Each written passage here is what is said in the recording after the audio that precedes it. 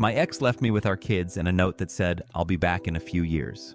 My ex-wife left me with our kids and a note that said, "I'll be back in a few years." 6 years later, she actually came back, only to find out that I had already divorced her. Vanessa and I had been married for over 14 years, and our story started like something out of a high school romance movie.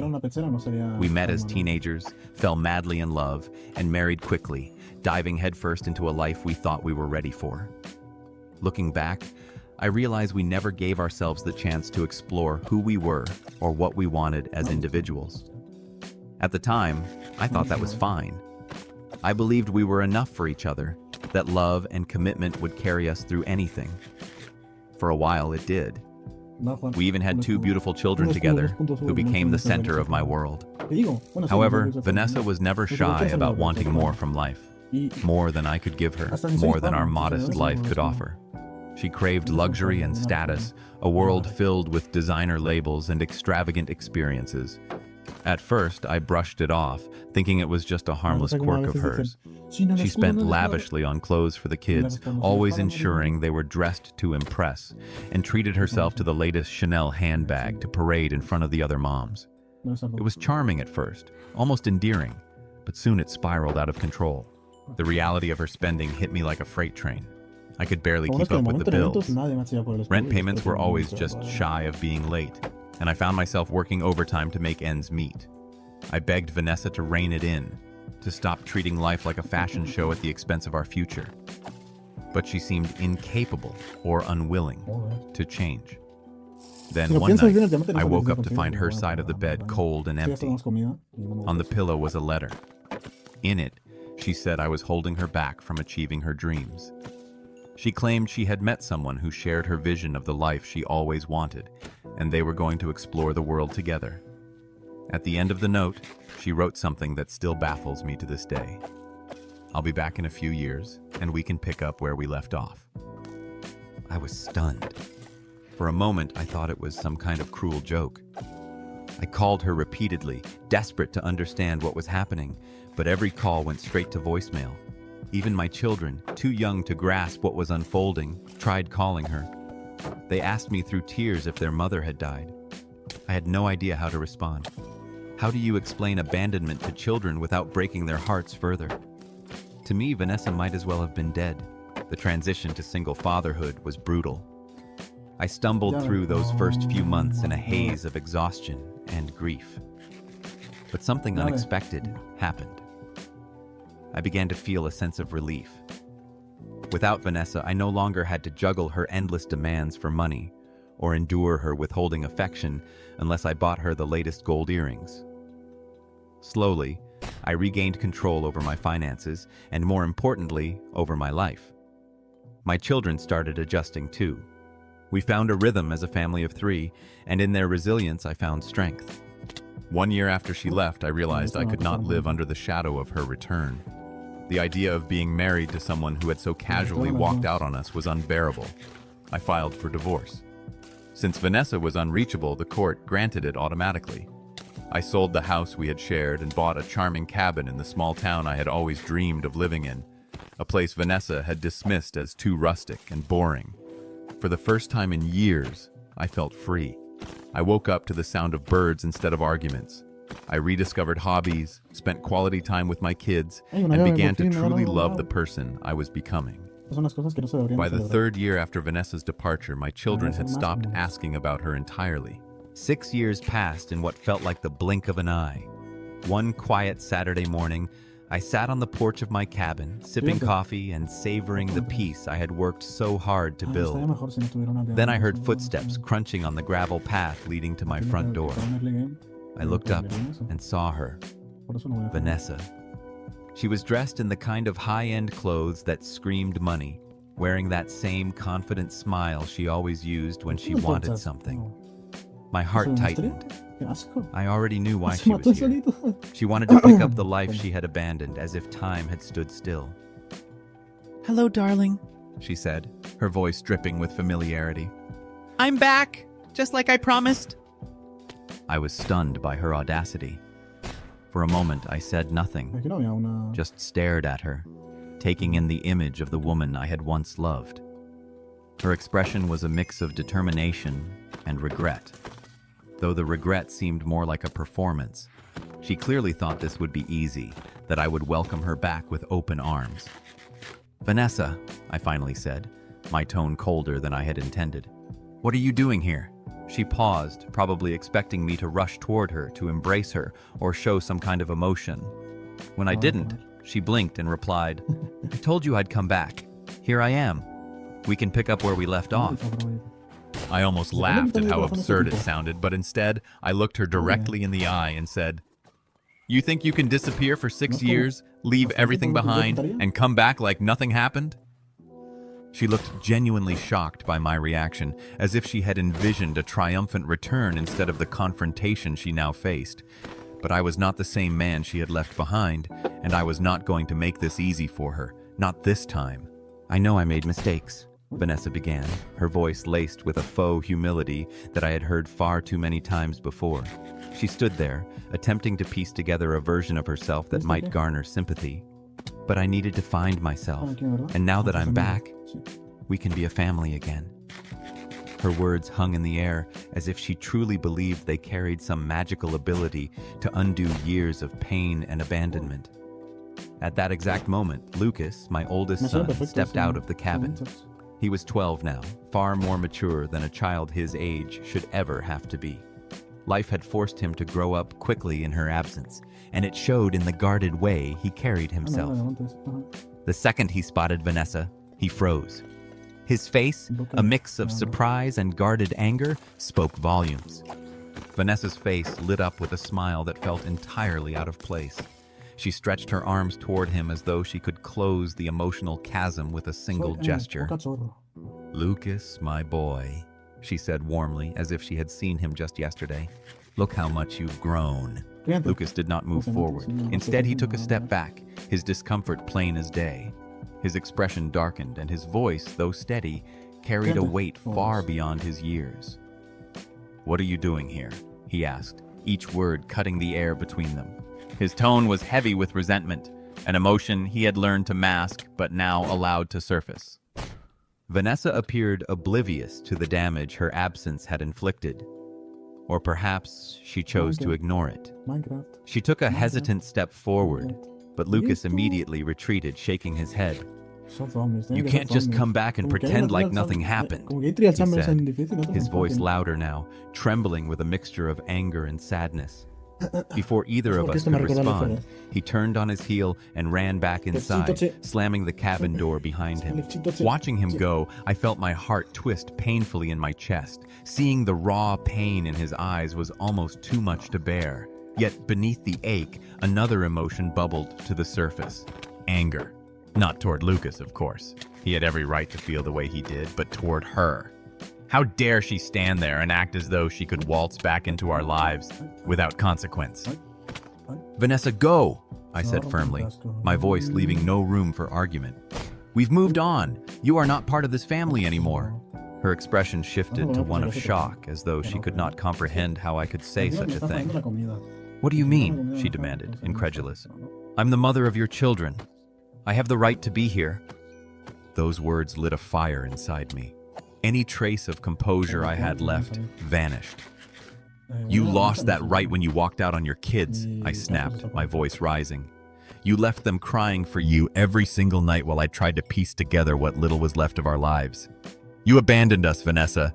You don't get to just show up and act like that never happened." She tried to speak, but I cut her off before she could utter another word. "Oh, and just so you know," I continued coldly, "I divorced you 5 years ago. Legally, you're a stranger to us." For the first time, the weight of reality seemed to sink in. Her defiance wavered, replaced by something almost like fear. But Vanessa had always been stubborn, and she was not going to leave without a fight. "You sold our house?" she asked suddenly, her tone indignant. "Where's the money?" I almost laughed at the absurdity. Typical Vanessa, her first thought was about material possessions. "The money?" I echoed. "It was used to raise our kids, Vanessa. To build a new life. There's nothing left for you if that's what you're after." Her face twisted in fury and she raised her voice. "That's not fair," she shouted. "I sacrificed everything for this family, and this is how you repay me?" Her words hit me like a slap, not because they were true, but because of the sheer audacity. "Sacrifice?" I repeated, my voice dripping with disbelief. "You abandoned everything to chase your own dreams and left us to pick up the pieces. Don't talk to me about sacrifice, Vanessa." At that moment, the cabin door creaked open again. Lucas stepped out, this time with his younger sister, Clara, by his side. At just 9 years old, Clara carried a cautious wisdom, her eyes darting between Vanessa and me. "Dad?" she asked softly, her voice barely audible. "Is she leaving?" "Yes, sweetheart," I replied, my tone gentle but firm. "She's leaving." Vanessa looked at Clara, as though hoping to find an ally in her daughter. But Clara avoided her gaze, her small hands gripping Lucas's shirt for reassurance. That simple gesture hit Vanessa harder than anything I had said. Her composure cracked, and she began to sob. For a moment, I almost felt sorry for her. Almost. But then I reminded myself that these were the consequences of her choices. She had made her bed, and now she had to lie in it. "Vanessa, please leave," I said one final time, "and don't come back." She hesitated, her eyes darting between me and the kids, searching for some glimmer of forgiveness. Finding none, she turned and began to walk back down the trail. This time, she did not look back. When she finally disappeared into the trees, I let out a breath I had not realized I was holding. A weight lifted from my shoulders, and for the first time in years, I felt a sense of peace. I looked down at Lucas and Clara, both of them now standing beside me, their faces a mixture of relief and sadness. I made a silent promise to myself I would never let anyone hurt them like that again. We deserved peace, and I would do whatever it took to protect it. For a few months after Vanessa's departure, life finally felt like it was falling into place. The kids and I had settled into a rhythm. Lucas seemed to be thriving at school, and Clara had found a new hobby in painting. Work, school, and the chaos of everyday life kept me busy, but it was a good kind of busy. And then one day, everything came crashing down again. A court summons arrived at my door, shattering the fragile calm we had built. Vanessa was suing me for custody of the children. The audacity of it left me speechless. After everything she had done, after all the pain she had caused, how could she think she had the right to take them from me? My mind raced with questions, each one more infuriating than the last. But one thing was certain. I was not going to let her win. Not this time.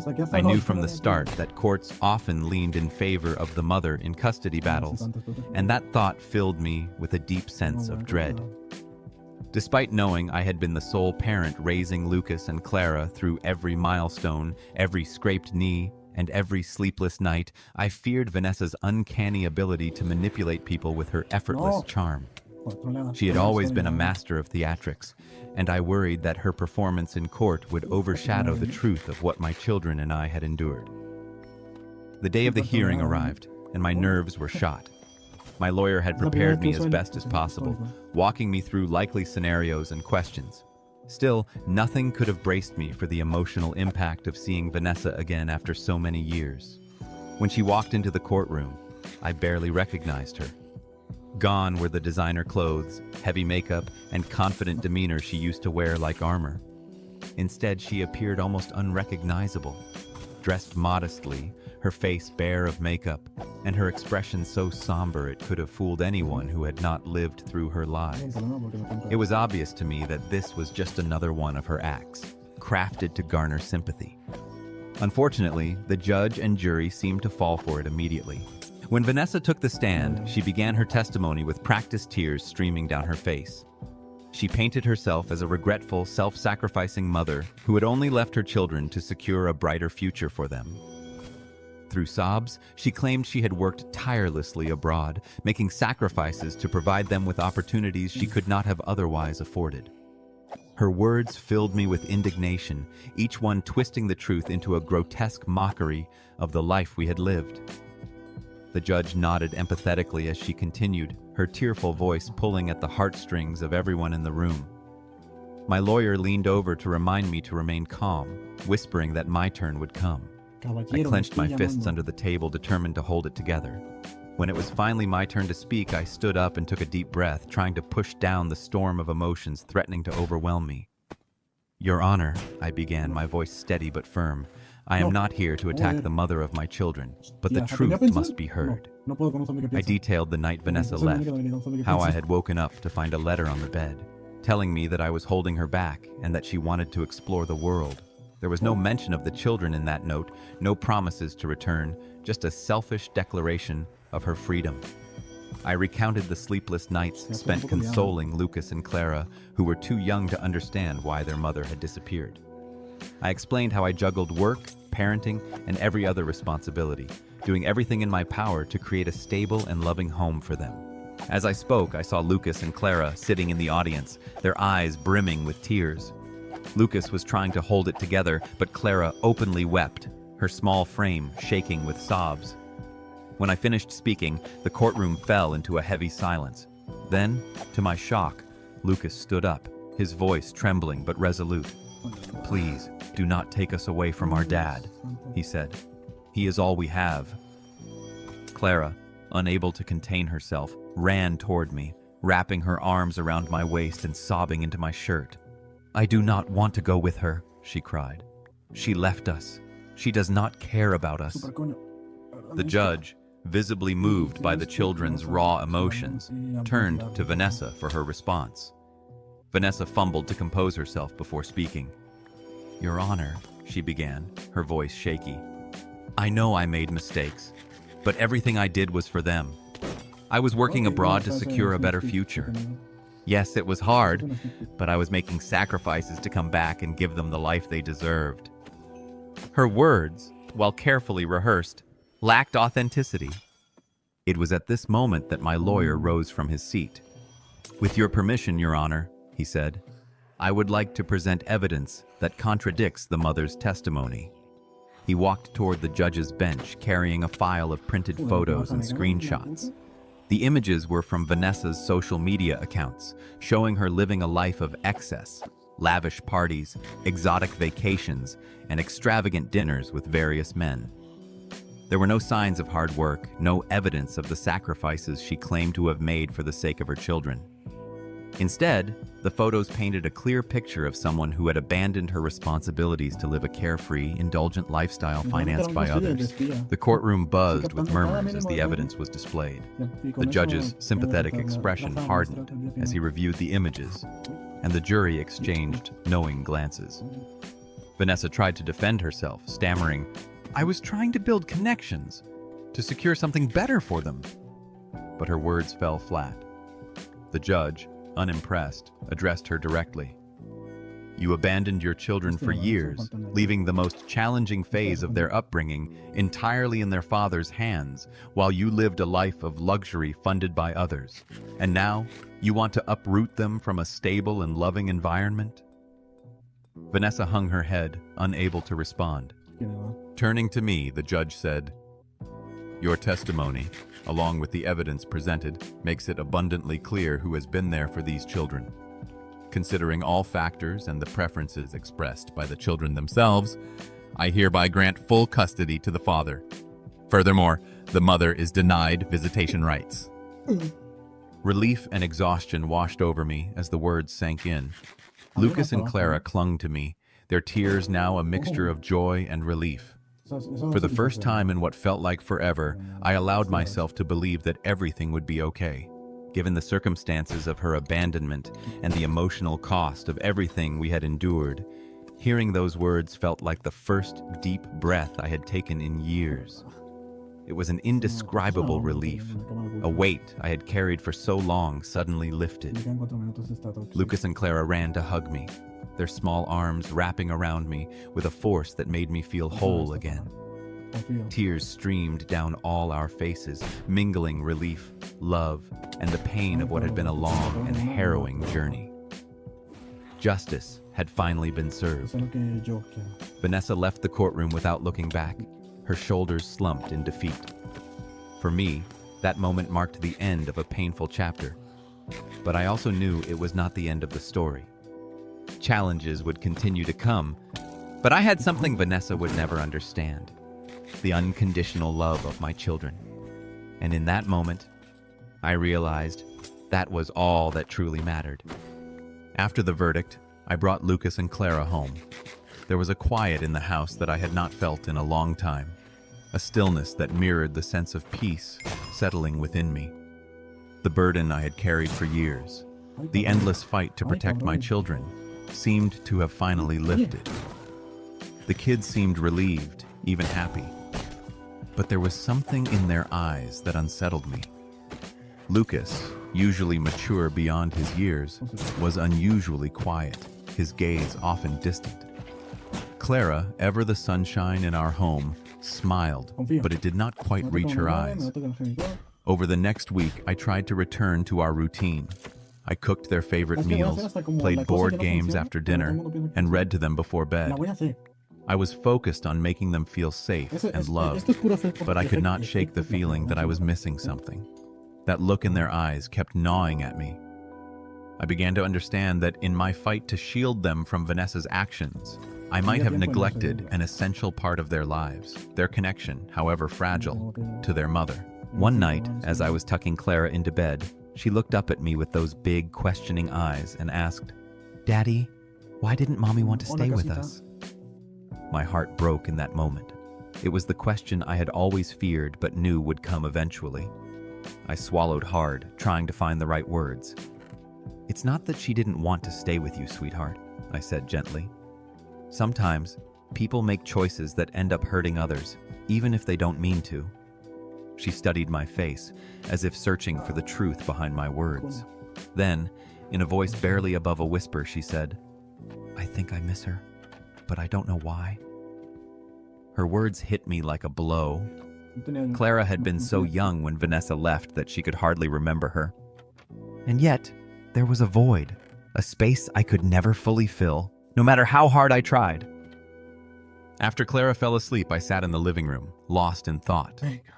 Lucas walked past me and paused. He hesitated for a moment before sitting down on the couch.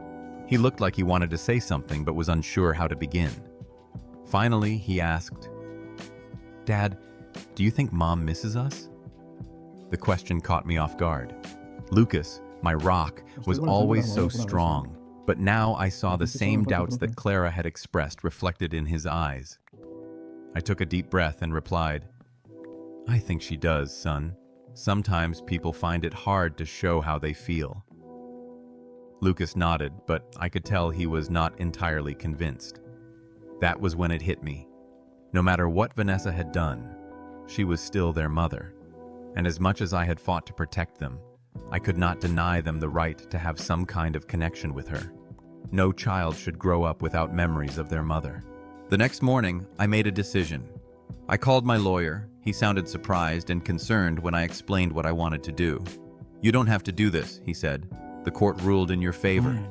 I knew that, but this was not about legal obligations. It was about doing what was right for Lucas and Clara. I called Vanessa. She answered hesitantly, her voice wary, clearly suspicious of why I was calling. When I explained my intention, there was a long silence on the other end. Finally, she asked, "You would really do that?" I made it clear. "I'm not doing this for you, Vanessa. I'm doing it for our kids. They deserve to know you, even if it's just a small part of their lives." We arranged for her to see them once a week in a public place to ensure the environment was safe and boundaries were respected. That Sunday, I took Lucas and Clara to the park we had agreed upon. Vanessa was already there, sitting on a bench looking nervous. When the kids saw her, they froze, unsure what to do. Lucas gripped my hand tightly, seeking reassurance. I nodded, and they slowly walked toward her.